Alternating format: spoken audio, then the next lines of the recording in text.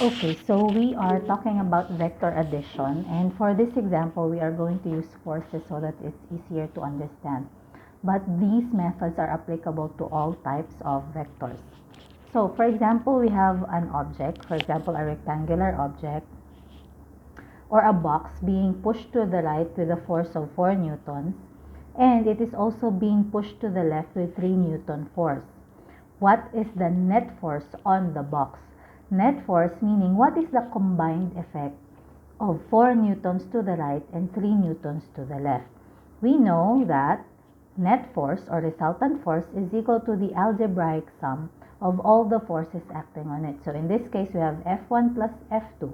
I assign 4 newtons to be F1. I assign 3 newtons to be F2. So let's substitute values. F1 is 4 newtons. It's positive because it's moving to the right.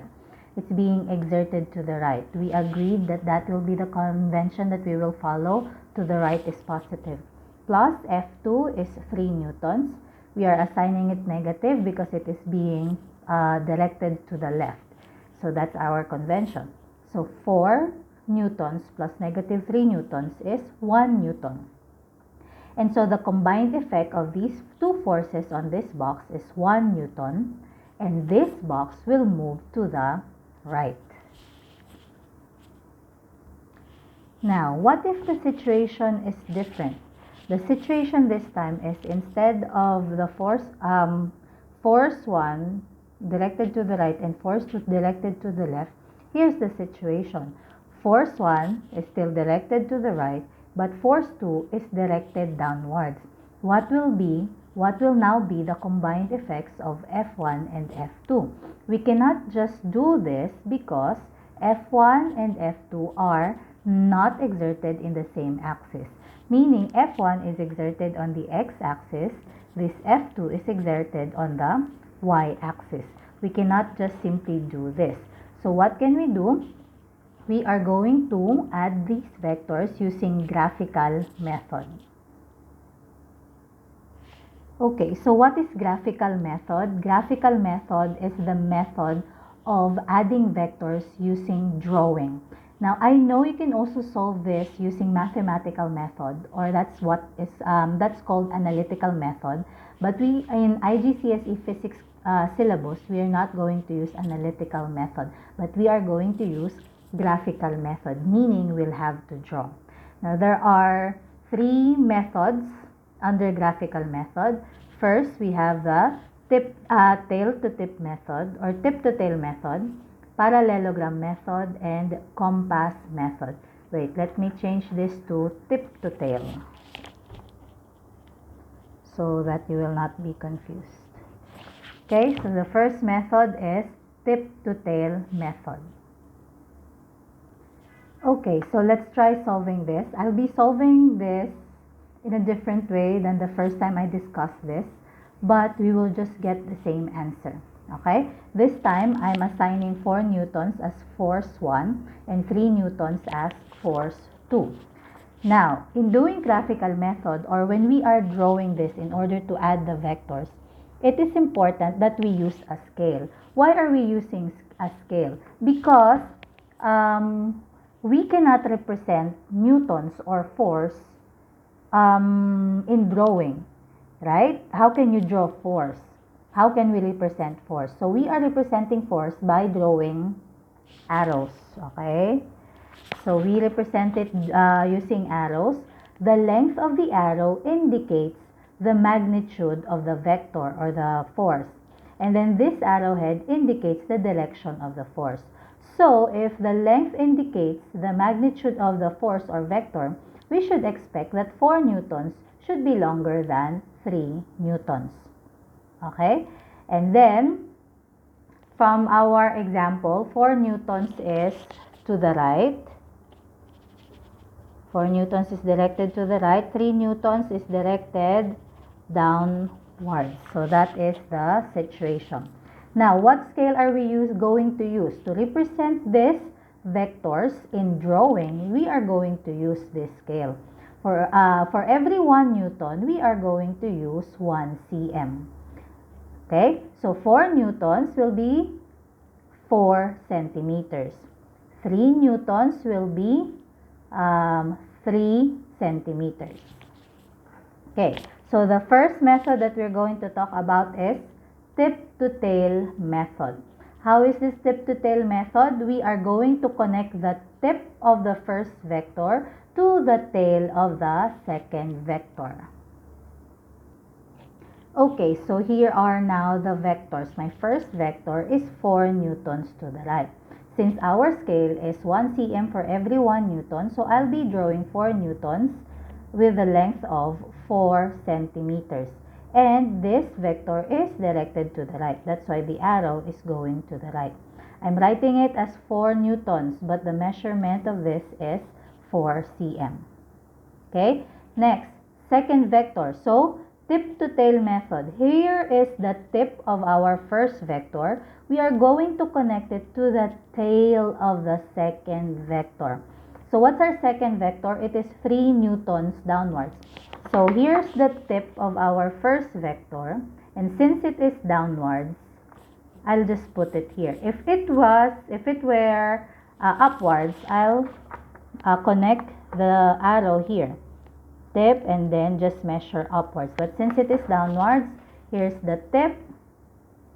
And then you just measure 3 cm to represent our 3 Newton force or vector directed downward.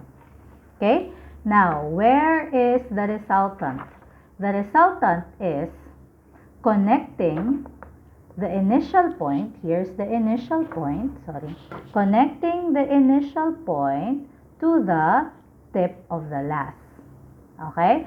Again, connecting the initial point to the tip of the second vector. So I will just connect this two this way. Like this one.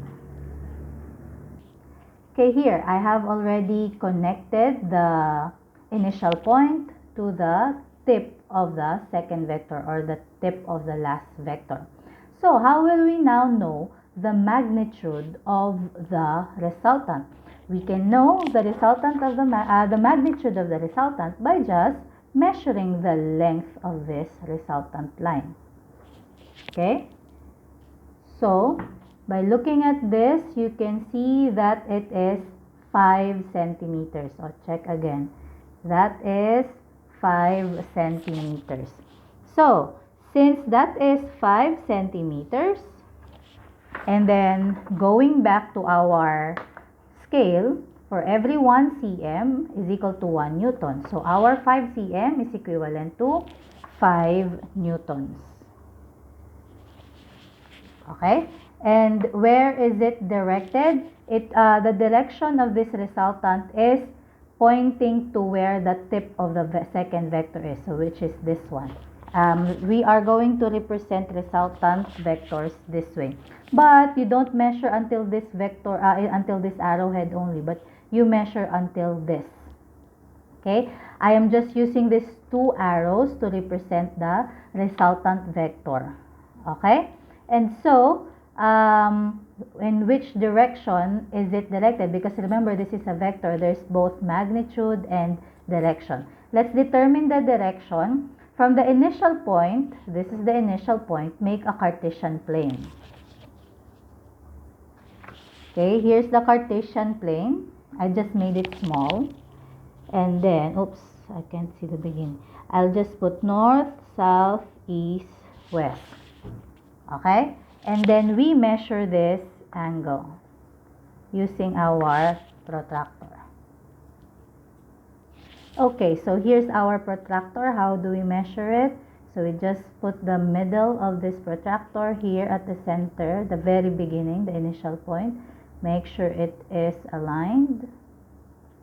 Okay? And we are measuring this part. We are measuring this angle, okay? This angle and then this line. So that we can better see it, let's use a ruler. I hope it does not get misplaced.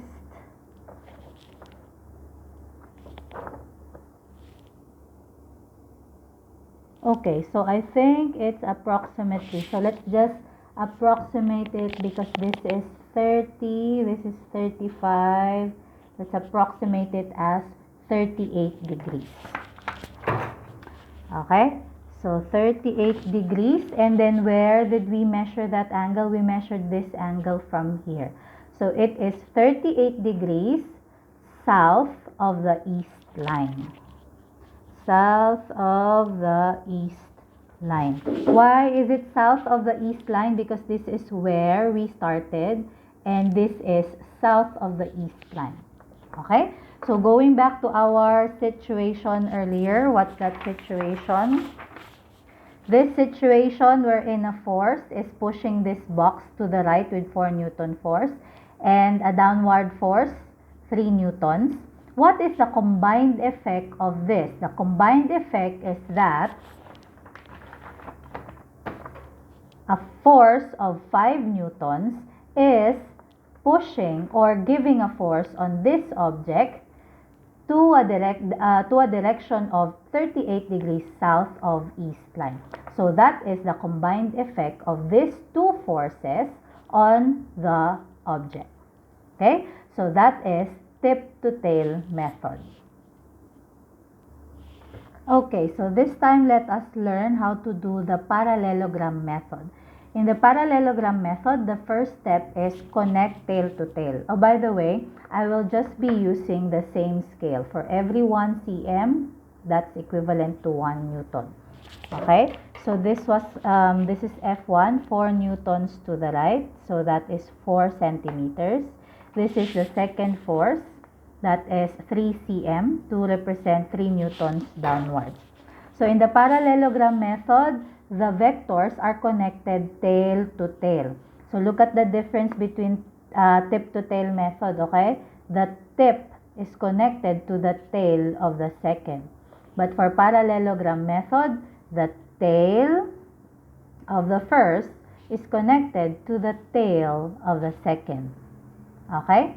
Now, since we already have these two vectors, we need to make a parallelogram.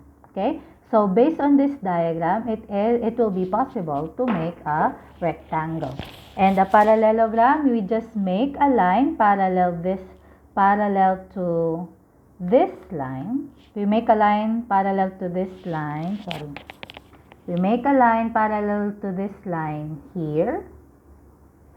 And then we make a line parallel to this here. Okay?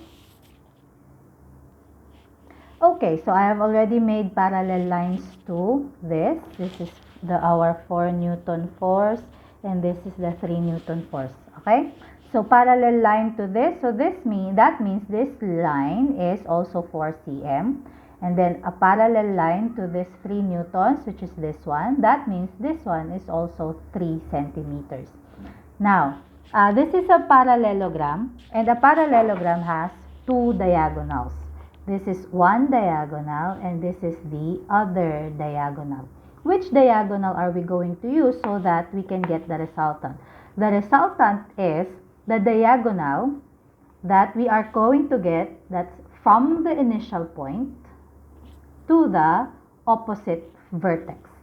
Okay, so we are not going to use this one, not this diagonal, but this diagonal, the diagonal that connects the initial point to the opposite vertex. Okay, so I have already drawn the resultant. This is the resultant vector or resultant force. I am just representing it with two arrows, and it is pointing to where the opposite vertex is. So how will we know the magnitude of this vector or resultant force? We just measure it again. So we can see that it is also 5 cm. So whichever method you use, you will get the same answer. But I'm asking you to do all three methods first so that you will get used to it. So again, this is 5 centimeters. Okay, so from our measurement, this is 5 centimeters, and following the scale, for every 1 cm, that's equivalent to 1 Newton. We know that this 5 cm is 5 Newtons. So what is the direction?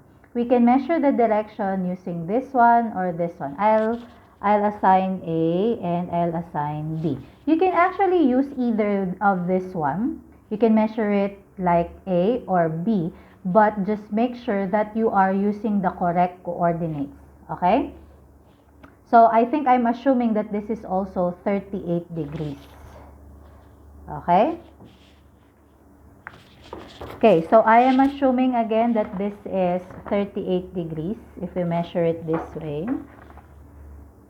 Okay, I'm assuming that's 38. Or you can also measure it from this line, from the south line, and then we'll be able to get the answer there.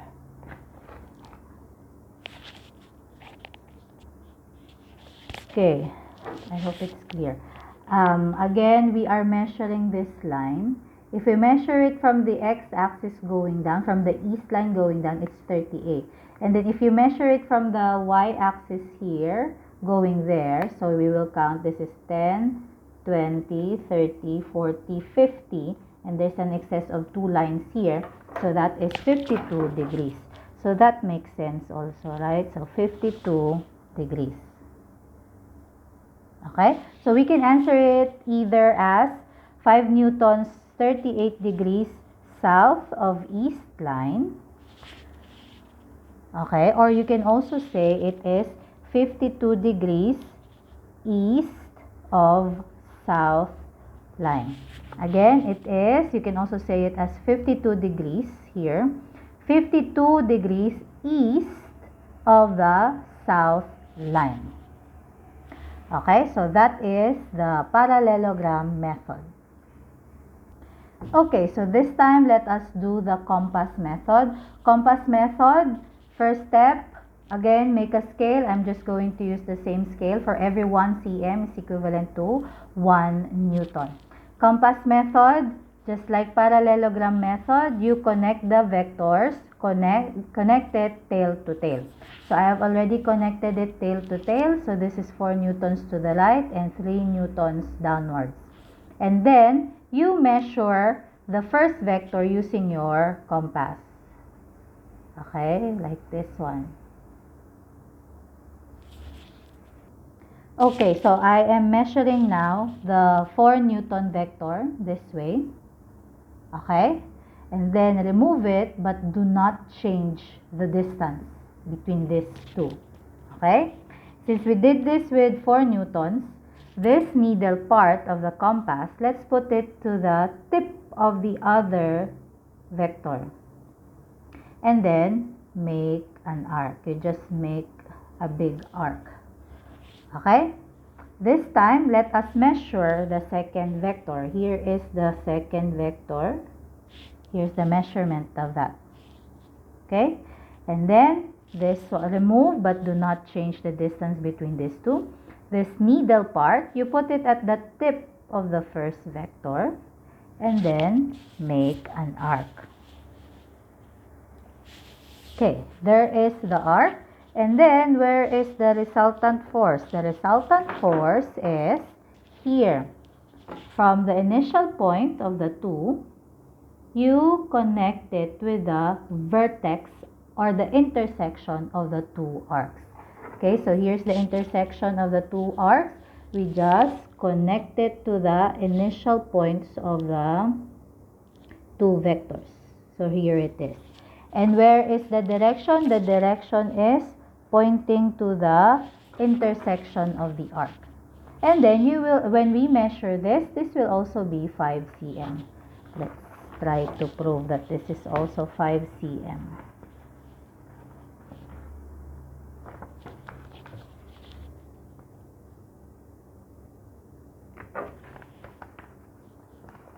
Sorry, I can't make it perfectly. But this is also approximately 5 cm. Okay, so we measured 5 cm. So that means that is 5 newtons. And you just also measure either this angle or this angle for the direction. So let's just use 5 newtons, 38 degrees south of east line.